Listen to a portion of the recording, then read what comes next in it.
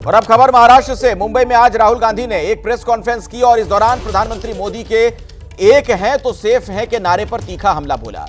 राहुल गांधी ने अदानी का नाम लेकर प्रधानमंत्री मोदी पर निशाना साधा, पूछा कौन सेफ है। इस दौरान राहुल एक लॉकर के साथ भी नजर आए। जहां बैठे थे प्रेस कॉन्फ्रेंस करने, पीछे एक लॉकर रखा था और उसके अंदर से उन्होंने ये पोस्टर निकाले। तो लॉकर से कई सवाल उन्होंने निकाले बाहर। आप ये देखिए, जो पोस्टर आपको नजर आ रहा है उसमें प्रधानमंत्री मोदी का वो नारा एक है तो सेफ है लिखा हुआ, लेकिन तस्वीर जब आप देखेंगे तो उसमें प्रधानमंत्री मोदी और अदानी नजर आ रहे हैं। और दूसरा जो पोस्टर जारी किया गया, धारावी का जो नक्शा है, उनका यह कहना था कि धारावी सेफ नहीं है। मोदी जी ने सही नारा दिया है, लेकिन सेफ कौन है? एक है तो कौन सेफ है? तो क्या अदानी जी सेफ हैं? यह सवाल उन्होंने पूछा राहुल गांधी ने। एक कौन है? क्या मोदी जी और अदानी? एक कौन है? क्या अमित शाह जी, अदानी जी एक हैं? तो तीखा तंज राहुल गांधी का। अदानी के बहाने आप देख रहे हैं कैसे बीजेपी की टॉप लीडरशिप पर उन्होंने हमला किया। और एक है तो सेफ है का जो नारा था, उसी के जरिए उन्होंने पलटवार किया है। सवाल उन्होंने पूछा राहुल गांधी ने कि एक कौन है? क्या अमित शाह जी, अदानी जी एक हैं? ये देख रहे हैं आप प्रेस कॉन्फ्रेंस की वो तस्वीर, वो वीडियो भी हम आपको दिखा रहे हैं।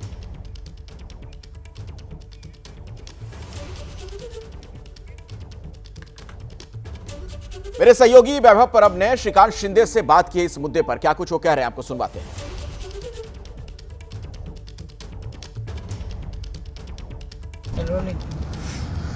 महाराष्ट्र में आज मुंबई में राहुल गांधी आए, पत्रकार परिषद ली और उन्होंने मोदी और अदानी को लेकर एक है तो सेफ है का नारा दिया। इस वक्त हमारे साथ बातचीत करने के लिए सांसद श्रीकांत शिंदे जी है, जो महाराष्ट्र सीएम एकनाथ शिंदे जी के बेटे हैं। उनसे बातचीत करके जान लेंगे कि क्या उन्होंने पत्रकार परिषद के बारे में उनका क्या कहना है। जिस तरह से एक है तो सेफ है के नारे का उन्होंने आलोचना की है, उनको क्या लगता है। श्रीकांत शिंदे जी, स्वागत है आपका एबीपी न्यूज में। नमस्कार। डॉक्टर साहब, जिस प्रकार से राहुल गांधी ने आखिरी दिन है आज प्रचार का और ऐसे में मुंबई में आकर पत्रकार परिषद ली है, उन्होंने एक तिजोरी दिखाई, उस तिजोरी से लॉकर से मोदी जी का और अदानी के दोस्ती का एक फोटो निकाला और दूसरी तरफ धारावी रिडेवलपमेंट का पोस्टर निकाला। तो ये सीधा सीधा आपके ऊपर निशान है। एक तो मैंने पहले तो उनका प्रेस कॉन्फ्रेंस जो कुछ हुई है वो मैंने देखी नहीं है, और ये जो धारावी के बारे में बार बार बोल रहे, मुझे लगता है इनका जो पूरा कैंपेन है वो एंटी डेवलपमेंट कैंपेन है।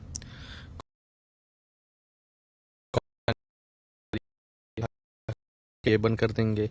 आदित्य ठाकरे जी भी कहते हैं कि हम मेट्रो को बंद कर देंगे, कारशेड को बंद कर देंगे, जैसे उन्होंने किया है पहले भी। धारावी होने नहीं देंगे।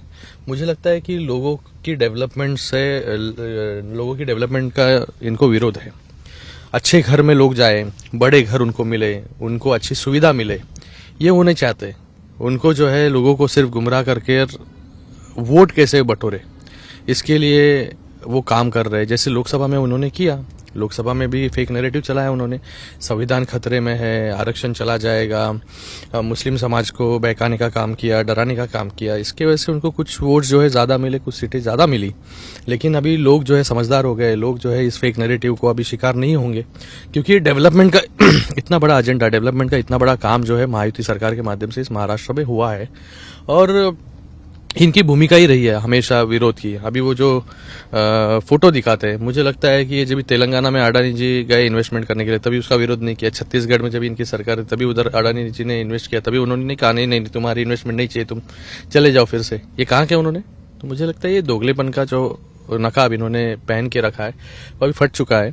लोग जो है डेवलपमेंट के पीछे है, लोग जो है डेवलपमेंट के साथ है।